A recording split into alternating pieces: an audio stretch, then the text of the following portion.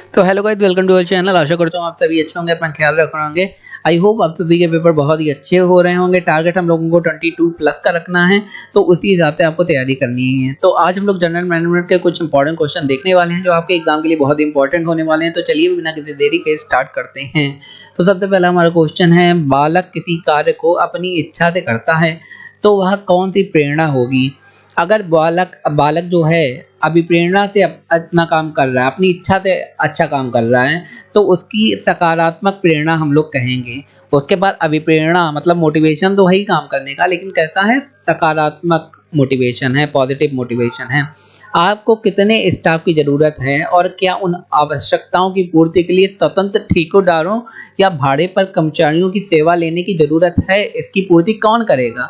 तो भाई मानव संसाधन प्रबंधन, जिसे हम लोग HR ह्यूमन रिसोर्स भी कहते हैं, कंपनी में जो हायर करे जाते हैं, आपको पता होगा HR जो हायर करे जाते हैं वो उसके लिए काम के लिए आते हैं।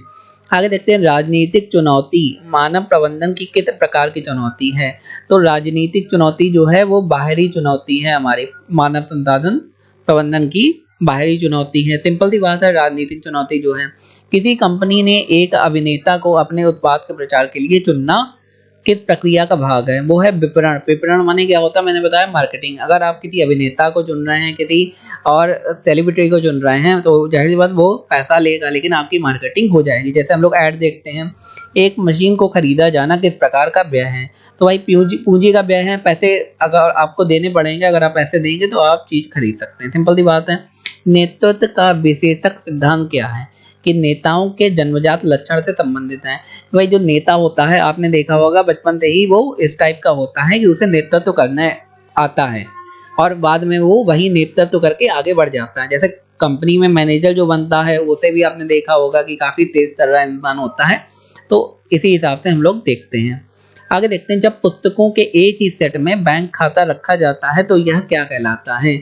तो अगर एक ही सेट में बैंक खाता रखेंगे तो फिर हम लोग इसे संयुक्त बैंक खाता, आपको पता ही है, दो या दो लोग मिला के ही बैंक खाता खोलते हैं, तो उसे संयुक्त बैंक खाता कहते हैं।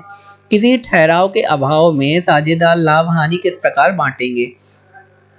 तो सिंपल सी बात है, समान अनुपात में बांटेंगे लाभ और हानि। अगर कोई ठहराव है तो कई अभाव है समान। सिंपल सी बात है। किसके द्वारा मानव संसाधन विकास कार्यक्रम बनाए जाते हैं। तो कोई संगठन होगा, उसी के द्वारा मानव संसाधन मतलब HR, कितने लोग चाहिए, कितना उसमें पैसा देना है उन्हें, कितना कॉस्ट आएगा भैया उनका हर महीने हर साल का, तो उसी के अनुसार संगठन के अकॉर्डिंग ये बनाए जाते हैं। आगे देखते हैं, प्रशिक्षण क्यों महत्वपूर्ण है। संगठन के विकास के लिए प्रशिक्षण महत्वपूर्ण है। बिना प्रशिक्षण के, बिना अप्रेंटिस के, बिना ट्रेनिंग के आप अच्छा काम नहीं ले सकते और संगठन का विकास भी नहीं होगा। बाजार का अवलोकन करना किसका कार्य है। तो विपणन मतलब मार्केटिंग का कार्य है कि वो बाजार का अवलोकन करे। कच्चे माल की खरीद के लिए भुगतान और बिक्री से नकदी की वसूली के बीच के समय अंतराल को किस नाम से जाना जाता है। तो उसे कहते हैं हम लोग नकद चक्रण। किसके लिए, कच्चे माल की खरीद के लिए भुगतान करते हैं, जो भी बिक्री से नकदी की वसूली करते हैं, उसमें जो समय अंतराल लगता है उसे हम लोग कहते हैं नकद चक्रण। आगे देखते हैं, एक नेता द्वारा हर परिस्थिति से ऊपर उठकर भविष्य के लिए कल्पना करने की क्षमता, उसका कौन सा गुण है। तो उसे कहेंगे दूरदर्शिता। आपको पता होगा भाई, किसी नेता की या किसी मैनेजर की या किसी कॉर्पोरेट में दूरदर्शिता होना बहुत जरूरी है कि वो फ्यूचर की भी सोच सके, मौजूदा परिस्थितियां जो हैं उनसे पार पाके।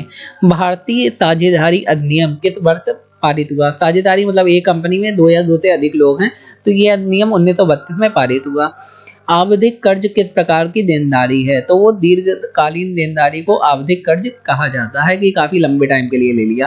सामूहिक प्रयास किसकी मुख्य विशेषता है, संगठन की। भाई संगठन होते ही इसलिए कि वो सब मिलके वहां पे एक प्रयास कर सकें जिससे कोई रिजल्ट निकल सके। भविष्य में क्या करना है, इसका पूर्व निर्धारण करना क्या कहलाता है। तो उसे कहते हैं नियोजन, प्लानिंग।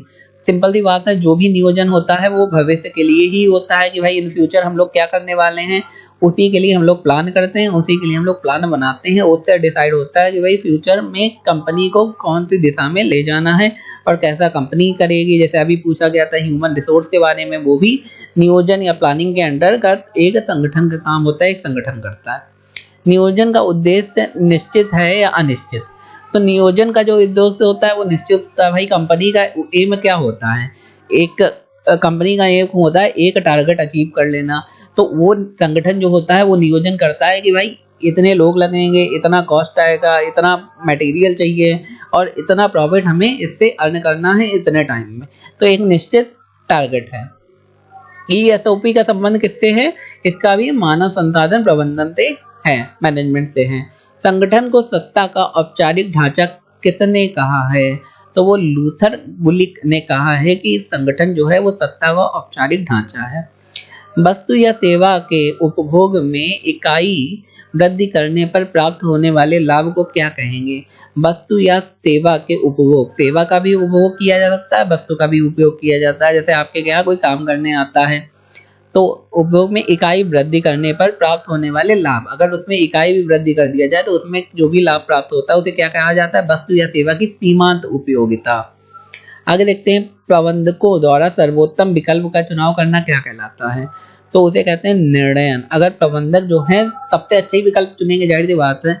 अगर कोई कंपनी ने किसी प्रबंधकों को रखा है तो इसलिए रखा नहीं कि गलत अलग को चूज कर लें, वो सबसे अच्छा निर्णय करेंगे तभी उनका रिजल्ट सबसे अच्छा आएगा, तो उसे कहेंगे निर्णयन। आगे देखते हैं उच्चाधिकारियों द्वारा नियोजित व्यवहार क्या कहलाता है, तो वो होता है औपचारिक संगठन। ये आपके में आ सकता है, काफी इंपॉर्टेंट क्वेश्चन है, आता रहता है। जो बड़े ऑफिशियल्स होते हैं किसी कंपनी में, वो भी जैसा व्यवहार करते हैं उसे औपचारिक संगठन कहा जाता है।